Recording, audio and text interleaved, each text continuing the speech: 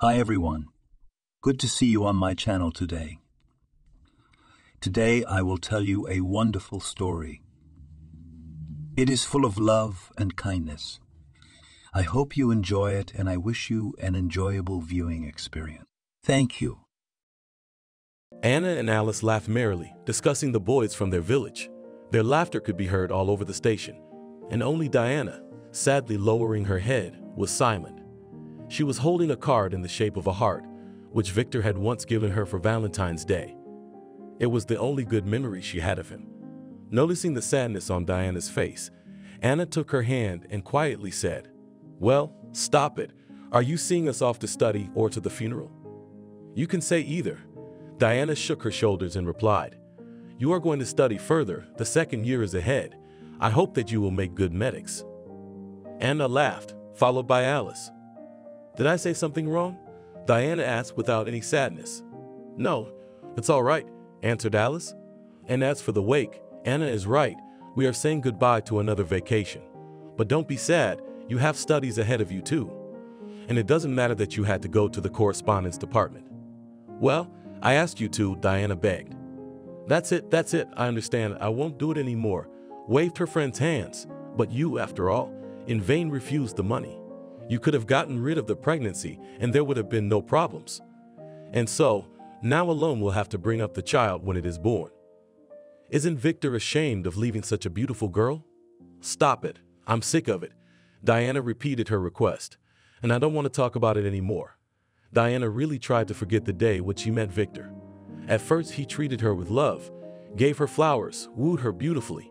But when he found out she was pregnant, he decided to leave her. It seems that all majors do this. They do not want to take responsibility and smoothly disappear. She was forced to go to the correspondence department of the Pedagogical Institute.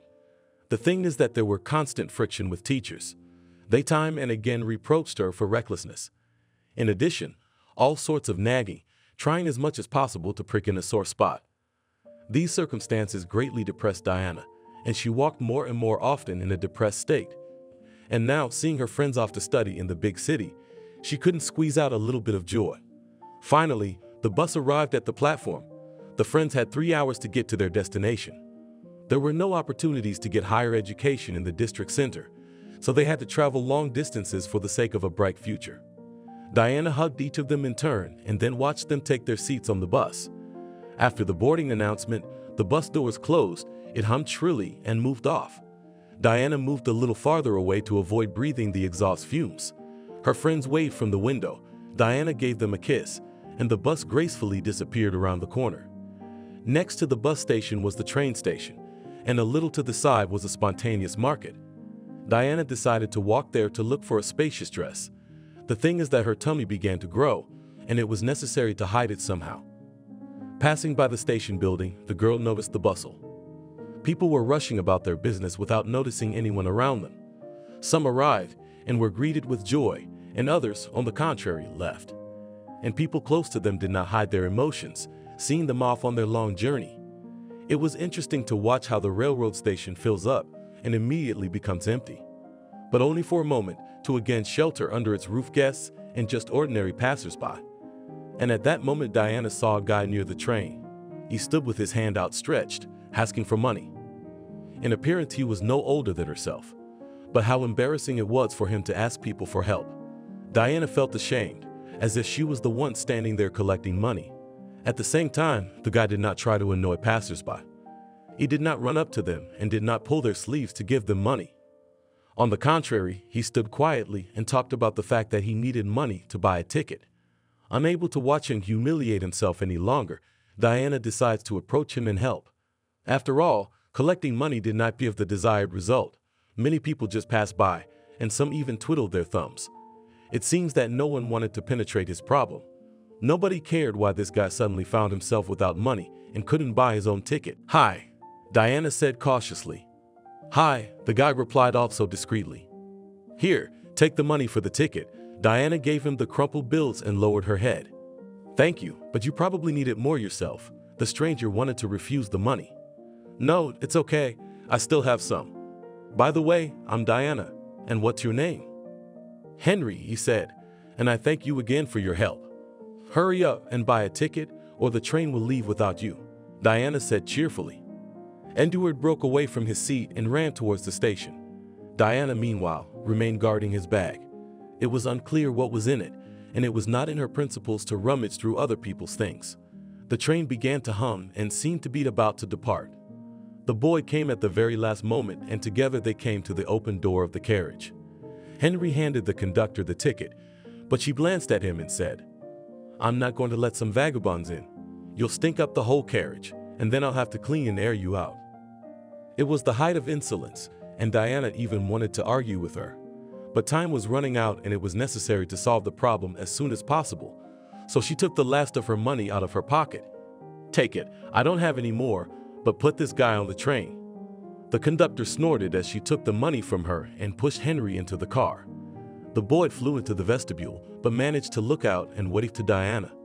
She saw him crying, and she wanted to burst into tears. Holding back her emotions, she raised her hand and waved.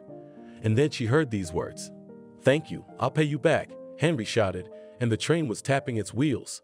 Knock, knock, knock, knock, and taking the boy out of this town and back to where he was in such a hurry. Diana only shook her head in response. She had no hope that Henry would ever pay her back. They met by chance at the train station, and it wasn't clear what he was doing here. There was no time to ask, especially since the guy was in a hurry. So it turned out to be a date on a light, when no one owed anything. The money she'd given him was her last, and now Diana had to walk to the village. It was good that it was 3 kilometers from the center. As she walked, she thought about how she had gotten herself into this situation. Diana grew up in a poor family. Her father was injured in a factory and lost his right leg to the knee. He was granted disability, and in fact, the main provider in the house was her mother. She worked almost 24 hours a day on the farm to feed the family. My father's pension was modest and allowed only to receive benefits for utility bills and to ride public transportation at a discount. Mom tried her best to help her daughter. She herself said that she did not want the same fate for her. She had plans to educate Diana, bring her up and send her to the big city. One day they were sitting at dinner and her mother said sadly, "Daughter, you don't belong in the country. I'm used to this kind of life, but you should live better. And now the main thing is to get an education. It will give you a ticket to the future." This conversation took place on the eve of the final exams at school. And Diana was also thinking about moving to the city. She wasn't going to work on a farm like her mom. She had enough knowledge to further study and gain experience. Having entered the pedagogical institute, Diana already made plans for her future. But in the second year she met Victor and soon became pregnant by him. Everything happened suddenly, and at first Diana was afraid to tell her mother about it. But then she confessed, and the latter advised her to give birth. After all, it is not known what will happen next, and suddenly she will no longer be able to have children. With this thought, Diana decided to study by correspondence, especially since her friends supported this idea. Although they studied in different institutes, but they were not indifferent to Diana's fate. Victor, who got her pregnant, turned out to be unreliable, so he dumped her the first chance he got. Or rather, it wasn't even his decision, it was his parents. They insisted that he didn't need a girl from a poor family. So they found him a beautiful girl from a wealthy family, and they told Diana to forget the whole thing. True, and offered her money to get rid of the pregnancy. However, the girl refused and left their house forever. The provincial girl turned out to be of no use to anyone. With her naivety and faith in pure love, Diana for many years put a cross on her personal life. She no longer had the strength and desire to look for someone. Though the son of a rich farmer was a matchmaker, hinted at getting together and living together. He was even prepared to take in another man's child, but Diana had to refuse his advances because he was a promiscuous alcoholic. After that, she was even more squinted at. They had not been kind to her before, and now they were spreading gossip throughout the village. Many of them said she had fathered a child. How can you hide that fact? No matter how you look at it, but the belly, rounded in size, spoke for itself. And no exhortations of the mother did not help. The villagers did not want to hear anything. Everyone was interested in discussing the poor girl. Not a single car passed by, and she had to walk all the way to the village. It was as if the villagers were in no hurry. And there was no fuss, which was going on at the station of the district center. It was good that there were occasional stumps of recently felled trees by the roadside. Diana could sit down on them and catch her breath. The village appeared ahead, and the girl breathed a sigh of relief. But what would her parents say when they found out that she had given the last of her money to a stranger? Diana did not think about it, but decided that she would not be scolded as soon as they heard the story of saving a poor guy. Her mother, of course, took it calmly, but her father grumbled for a long time. Nothing cannot trust her, the last money from the house gives. And why are you angry? His mother reprimanded him. Do you help your daughter a lot? She hasn't heard a kind word from you lately. Stop that attitude, or I'll find something to keep you busy. His father glanced at his mother, but did not interfere. He was afraid of his wife, because she was, in fact, the head of the family. But if we talk about the period when he was not yet an invalid, then even then he was not useful. Well, he earned money as a fitter at the factory, and then he spent part of his salary with his colleagues. On the other hand, he was not an alcoholic, and he was still treated with respect in the village. Diana thanked her mother for her support and admitted that she couldn't do otherwise. Understand, Mom, he asked for money for a ticket, not for fun. Who knows what happened to him? Maybe he was robbed. That's it, that is not clear, my daughter. Anxiously and excitedly replied Alice. So you take care of yourself, do not mess with strangers. You've already had enough grief. I don't want you to be completely lost. Don't worry, it won't happen. Diana answered sadly and went to her room. She was so afraid that her parents would scold her for giving the money, but it turned out to be the opposite, and if it hadn't been for her father's nagging, she would have been able to say that she had gotten off lightly. In her heart, Diana hoped that the money had helped the boy, and he'd get home, if he really was in a hurry. The earth was round, and it was possible that they would meet again someday. At least that wasn't to be ruled out. Almost 10 years had passed since then. Diana had graduated from the institute and had already been working as a teacher for several years. She moved to the city as she saw no prospects for herself in the village. Her mother remained working on the farm, still receiving a negligible salary. Her father died 2 years ago. He had a heart attack due to excessive alcohol consumption. He could not adapt to the new realities of life. He could not find his place and was always angry that he had become an invalid. Diana rented an apartment in the city through an acquaintance and lived there with her son. She had a baby boy whom she named John. His mother asked that he be named after his grandfather. Then one day she came to visit her herself.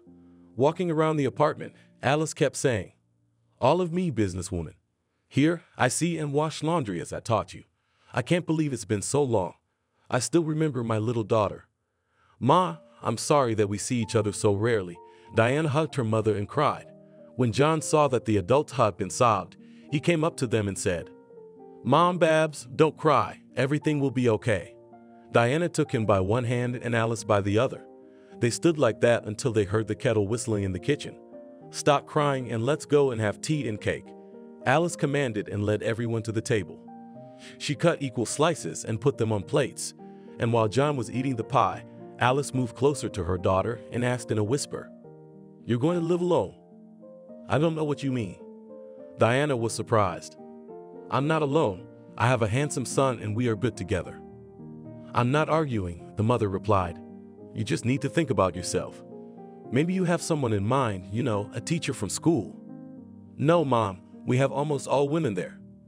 "True, the gym teacher and the labor teacher are men, but it's better not to mess with them. One of them flirts with everyone and has nothing serious in his head, and the other one sometimes gets a little over the collar. But the director doesn't fire him because there's no one to work with. Nightmare, and where all the normal men have gone." Alice complained with a heavy sigh. "You should have stayed in the village. Maybe you found someone." "You are serious?" Diana smiled confusedly. "I do not need such happiness. And as for personal life, there is one man with whom I sometimes meet." Alice immediately revived and putting on her daughter's plate salisate piece of pie, said, "That's fine. We should take him into the fold."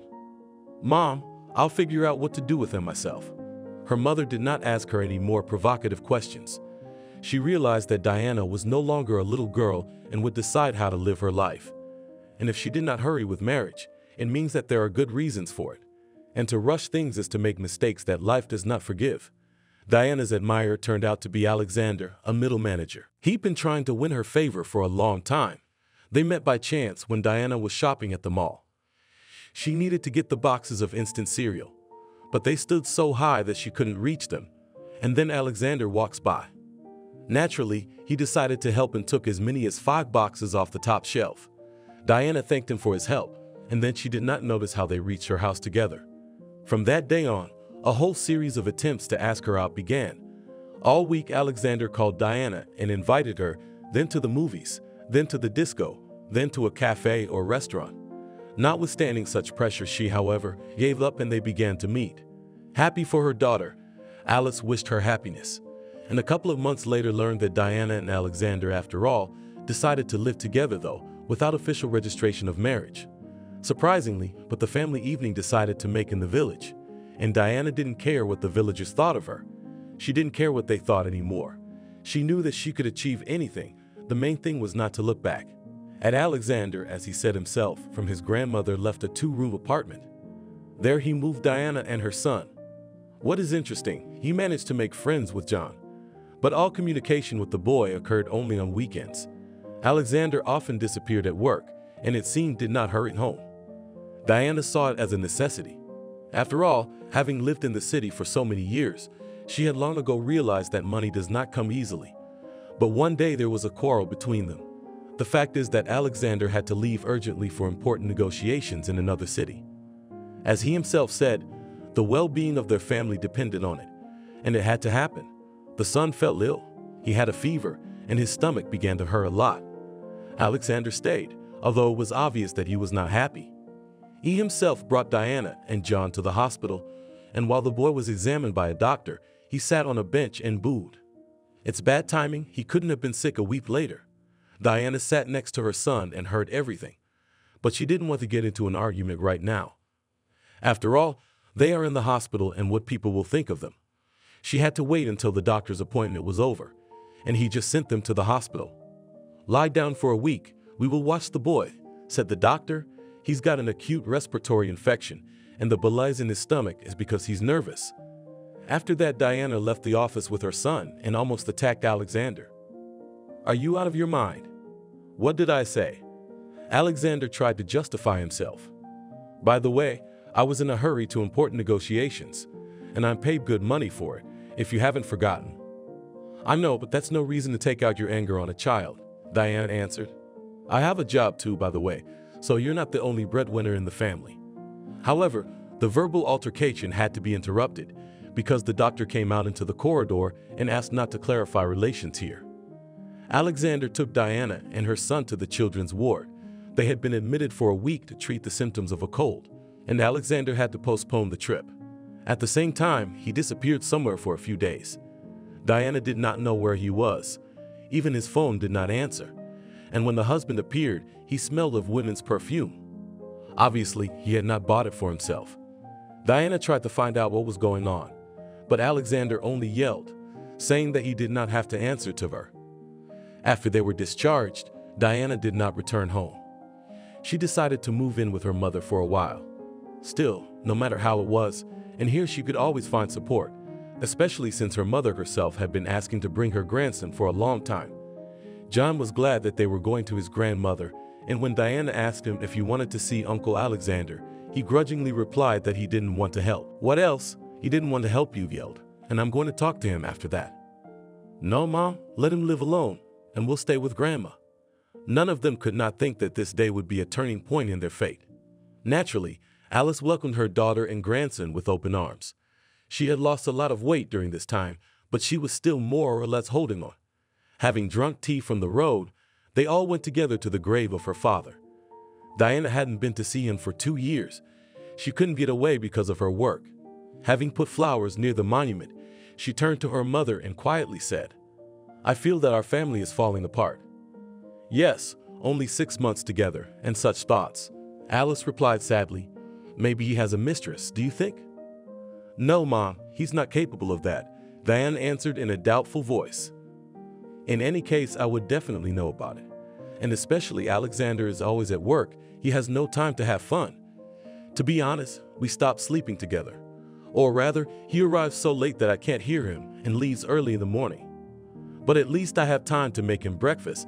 But I'm not in love anymore. I don't feel comfortable with what you're saying, the mother complained. Is your relationship really at an end? It's a rhetorical question, and you don't have to answer it. I'll answer it, Mom. Diane said. The thing is, he attributes his delays at work and his alleged business trips to the need to make more money. It's like he's the only one supporting the family. So I'm right, and he has a mistress, Alice concluded. Mom, stop guessing. And let's not talk about it anymore. The topic is closed.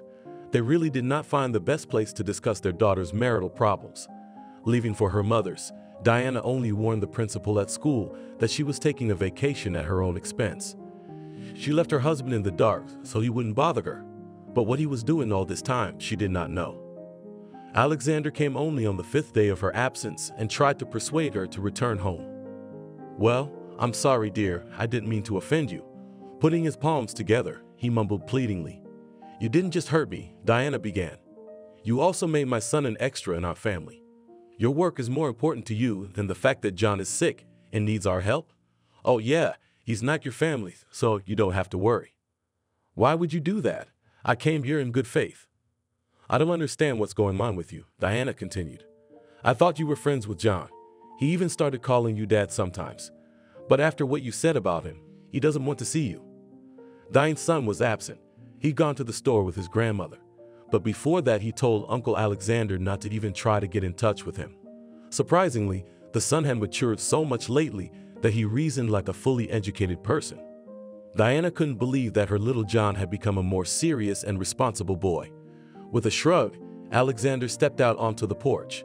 And what's the big deal, I said, about his illness? Exactly, that you feel as if nothing has happened. In fact, every word you say stings like a hot needle. Diana finally told him what she'd been afraid to say before. Her husband almost turned white at the words he heard. What a nice family, and how beautiful it all started, he said sadly, and went to the car. I will not insist, but if you think of returning, the doors of our apartment are open for you. Without waiting for Alice and her grandson to arrive, Alexander got into the car and drove away. Diana only looked after him and cried. She could not understand who was more to blame in this situation. It is clear that Alexander made a mistake, magnifying his work, but it wasn't his whim. He was only following the instructions of his superiors. At least that's what Diana thought, piously believing that her husband was faithful to their strong relationship. 20 minutes later, her mother came in from the store. Looking at her daughter, whose face was wet with tears, he immediately asked, Did he come? Yes, Mom, and we had a fight again. What was it this time? I don't really know, Diana said through her tears. But I think I'm confused. Yes, Alexander is guilty of something, but that's no reason to give up on the family. Maybe we should go back before it's too late. Diana didn't tell her mother everything, so that she wouldn't make things up. 3 days later, she packed up and came to the city. But beforehand, she called her husband that she was coming back. He was waiting for them at the entrance. Hi, I'm sorry I didn't come myself. Work, he said guiltily. It's okay, Lime, the mechanic, drove us to the store, Diana replied modestly. Then let's go up to the apartment. Alexander suggested and took the heavy bags from her hands. What was her surprise when they found themselves inside? Balloons were hanging everywhere and smelled like flowers. Looking into the kitchen, Diana saw a gorgeous bouquet of roses in a crystal vase. She had not expected such a gift from her husband.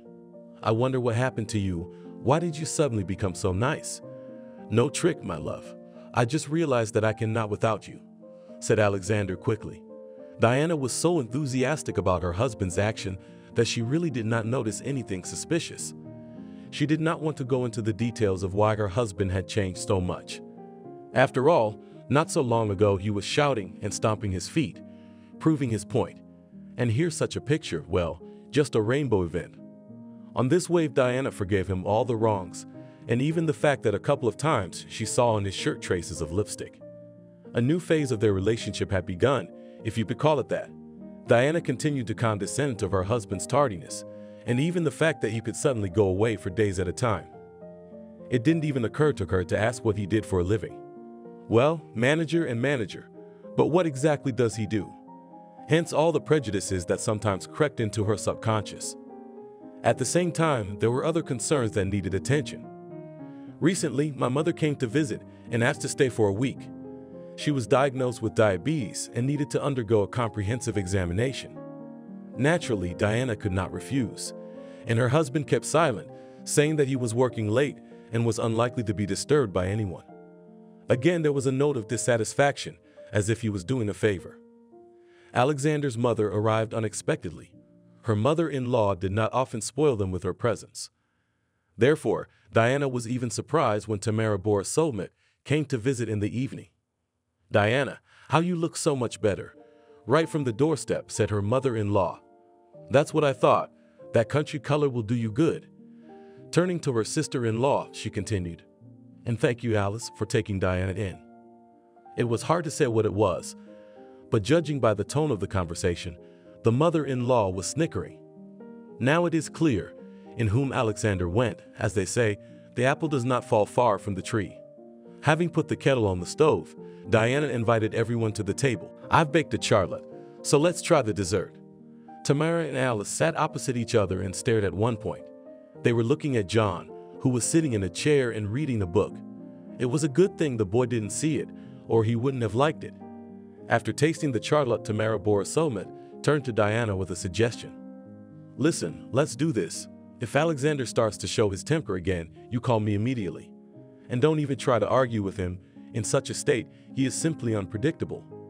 "No, let it better come to me, and that calmer," objected Alice. "I don't want my daughter to shake with fear." "Maybe you think that Diana is holding on to the apartment." No, sisters-in-law," Tamara cooed. "I didn't mean anything by it. It's just that you should always find a compromise, not run away from home at the first difficulty. Isn't that right, Diana?"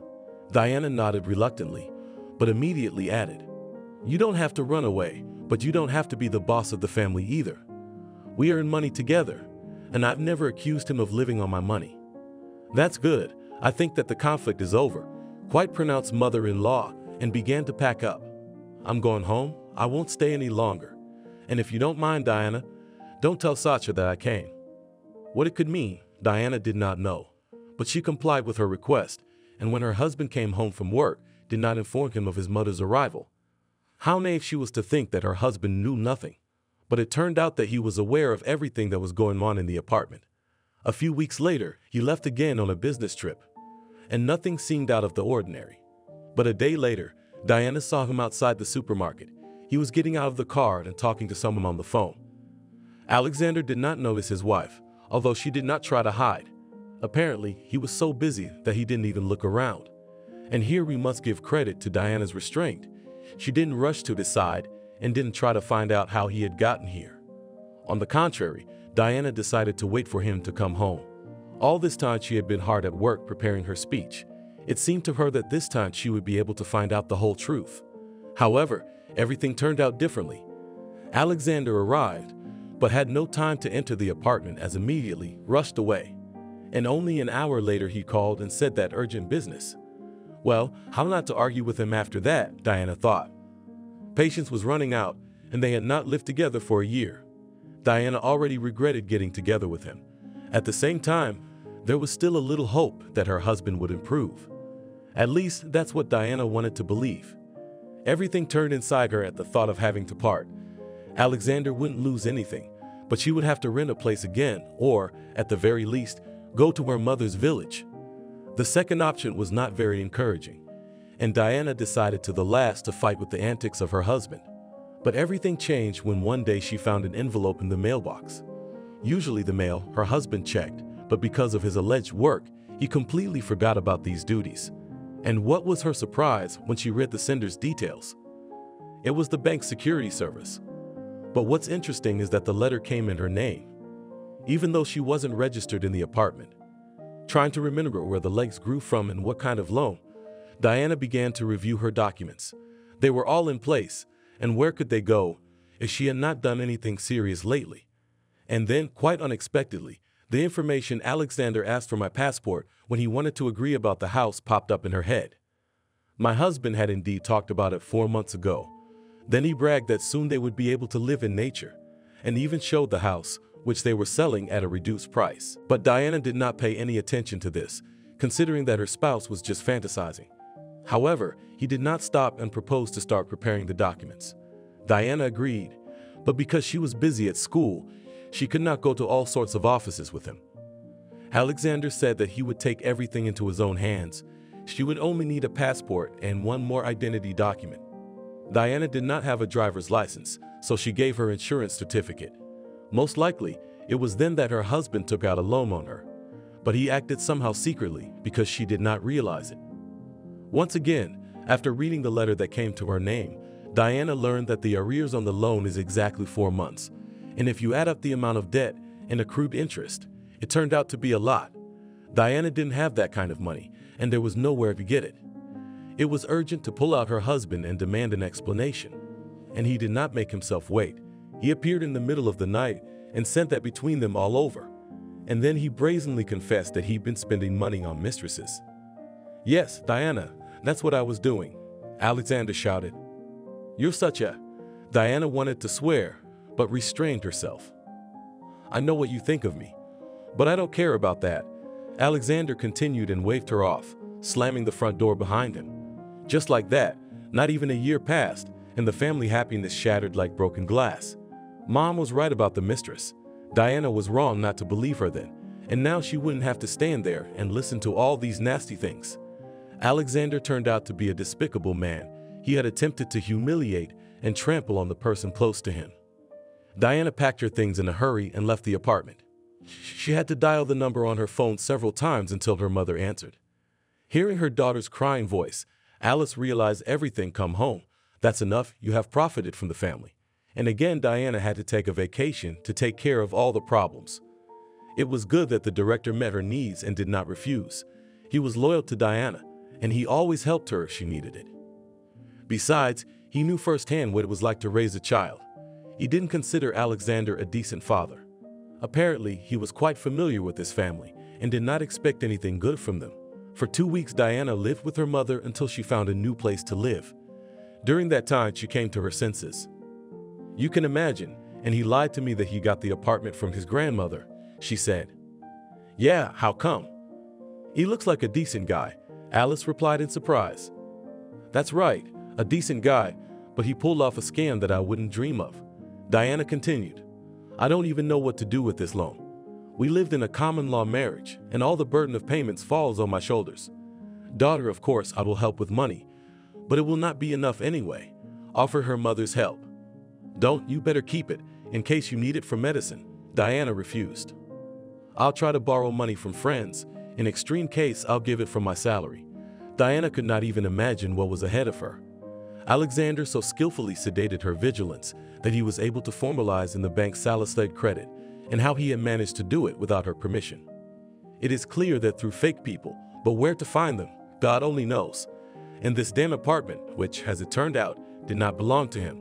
He just paid a year's rent in advance and pretended it was his grandmother's inheritance. No one had ever deceived her like that, and she naively believed that she had found her love. Diana also remembered how she once talked to her friends on the phone and told them what a good husband Alexander was. She even sent his picture over the phone. But her friends, for some reason, in one voice assured her that it was the wrong choice. What alerted them then, Diana never realized, but she was at the very beginning of family happiness and did not want to scare away the luck. That's why she was skeptical of her friends' suspicions. Who knows who doesn't happen to whom, suddenly jealous. Diana strived with every fiber of her being to strengthen relations with Alexander. That's why she didn't listen to Alice and Annie's advice. But if she had turned on her brains and would not have blindly trusted everything, she would not be in the situation in which she is now. As for the loan, there was no money from acquaintances to pay it off. Everyone had their own problems. Mom suggested selling the house, but Diana strictly forbade to do it. "Don't do it, Mom. I'll never forgive myself," she said indignantly. "But you won't find that kind of money anyway," her mother pleaded with her. "So what will they do to me? I'll find a way out of it. I've been in trouble before." Diana began to give some money from her paycheck, but it was only enough to pay the interest. By then, Alexander had disappeared from the city. He did not appear at his mother's house and did not answer the phone. With a squeaky heart, Diana turned to the policia. But there she was told that if everything was done according to her documents and there were signatures, then everything was considered legal. The hopelessness was even more pressing, and she had to literally twist and turn to make ends meet. As a last resort, Diana turned to Alexander's mother, but she replied that she had nothing to do with his scams and demanded not to be disturbed. By some miracle, but the investigator who was given Diana's statement, nevertheless, opened the case and even declared Alexander wanted. Now it remained to wait for him to be caught and shake out all the money. Diana was preparing for a difficult change in her life. Some of the money was helped by her colleagues at work, but they too could not perform a miracle to pay off the loan in full. Diana thought about going to the bank itself and persuading them to cover the debt somehow. But who would go for that?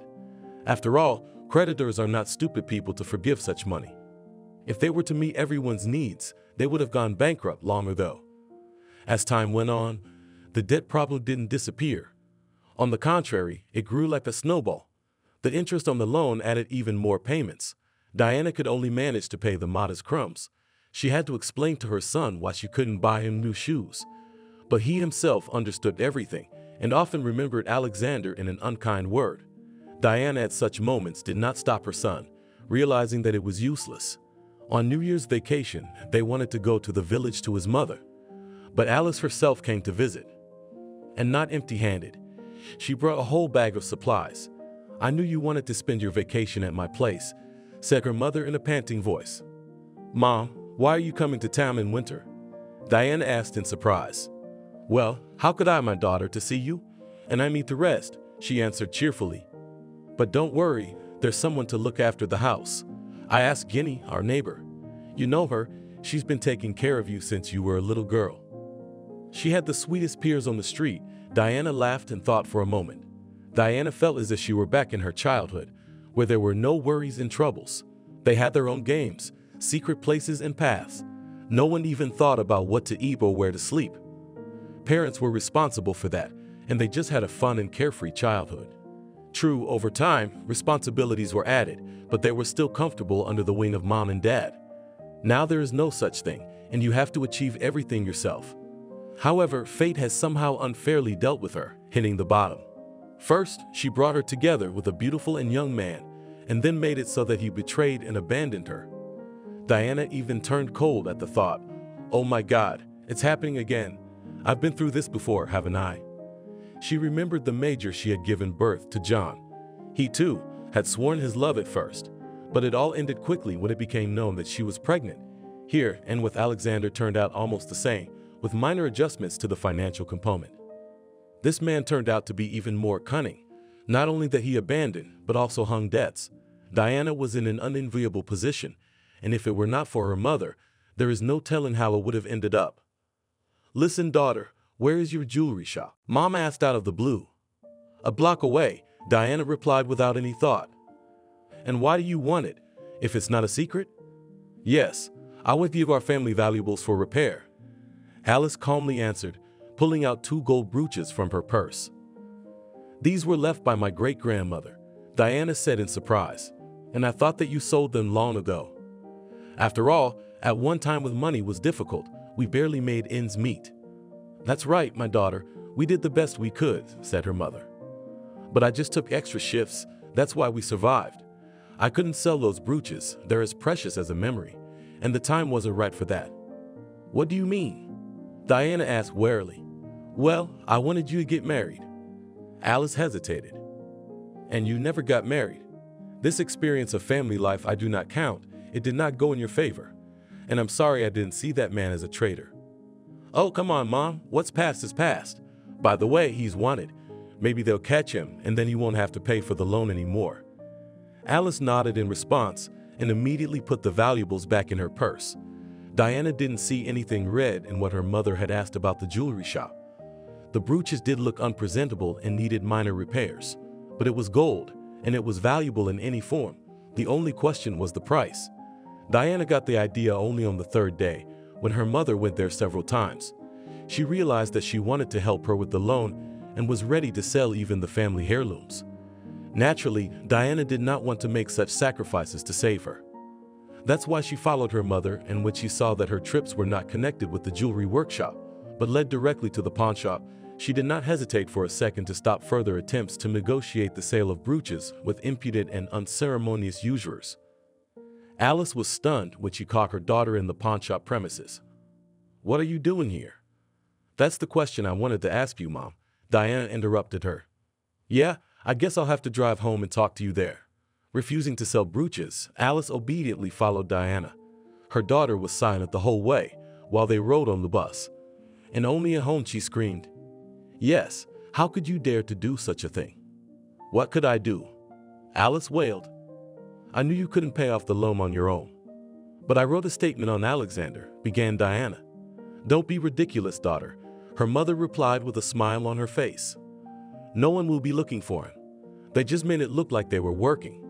They need reporting for their quarterly bonus, so they're just blowing dust in their eyes." Once again, Diane was brought back down to earth. Once again, she's given a cold shower and brought back to her senses, and she realizes that it's all just her fantasies that she'd better get rid of. Mom is right. The Policia won't look for Alexander unless it's in their interest to do so. It's not hard to guess that grease needs to be greased to speed up the search. But Diana had no money for such expenses, and what to do next, again unclear. It was a kind of vicious circle from which it was impossible to find a way out.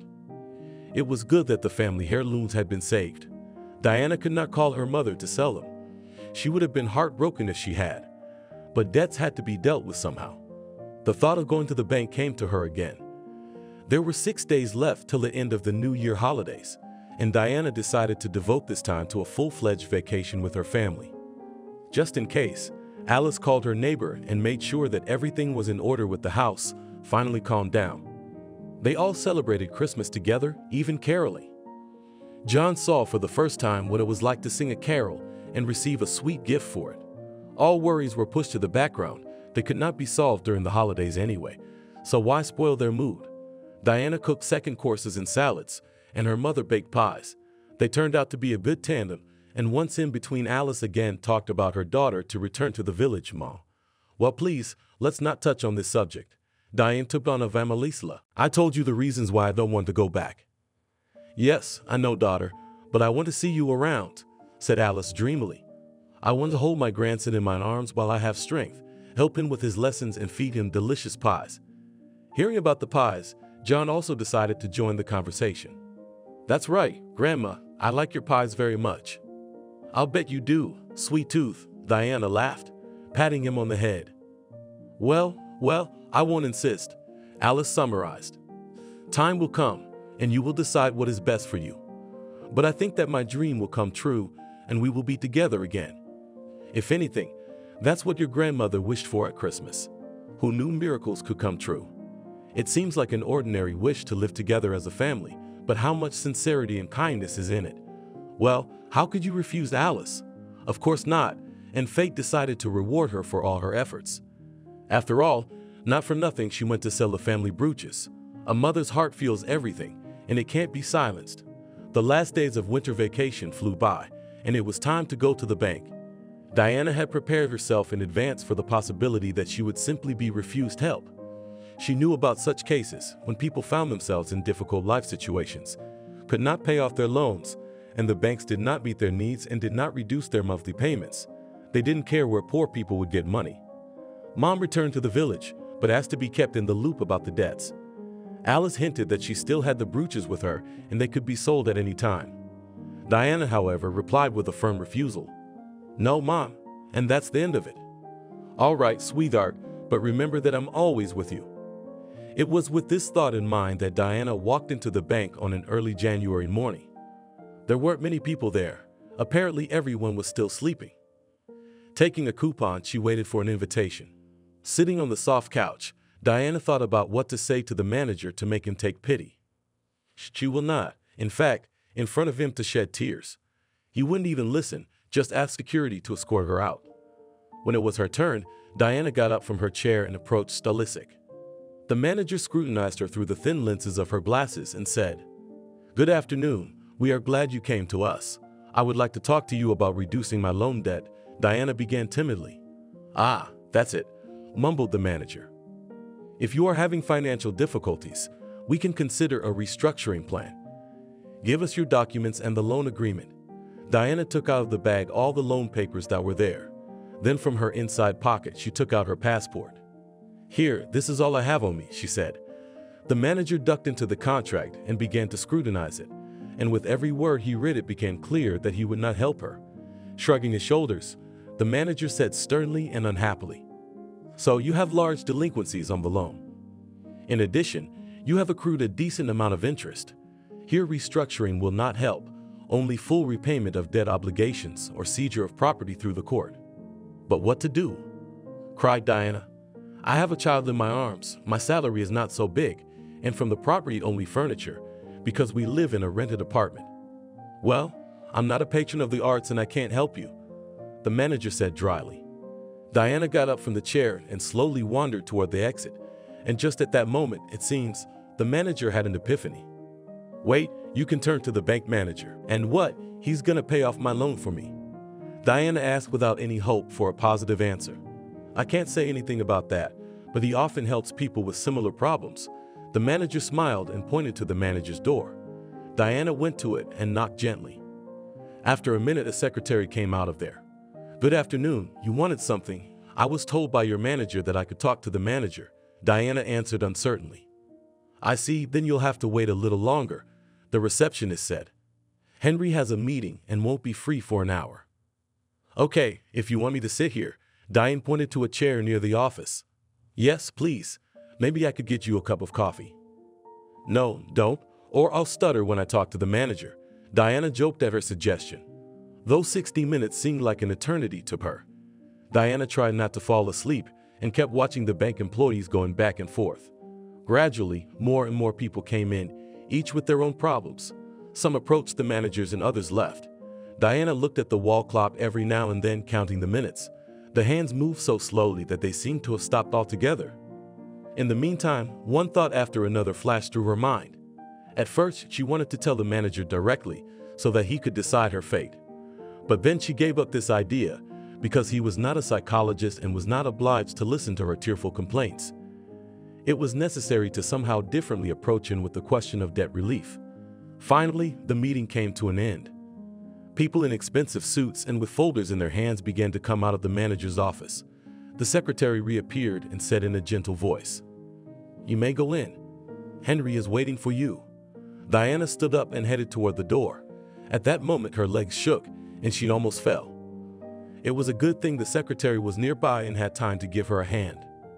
"Calm down. Our manager is a good man. He will definitely help." Nodding in response, Diana crossed the threshold of the office. In front of her stood a massive oak desk, and in the chair at the other end sat a middle-aged man, closer to her age. Taking a closer look, Diana almost shuddered with surprise. More than 10 years had passed, and he hadn't changed much. The same curls, the same nose, and the same smile. After so many years, she met the beggar from the train station again. After all, it was to him she had given the last money for the ticket, and now he's sitting in the bank manager's chair in front of her.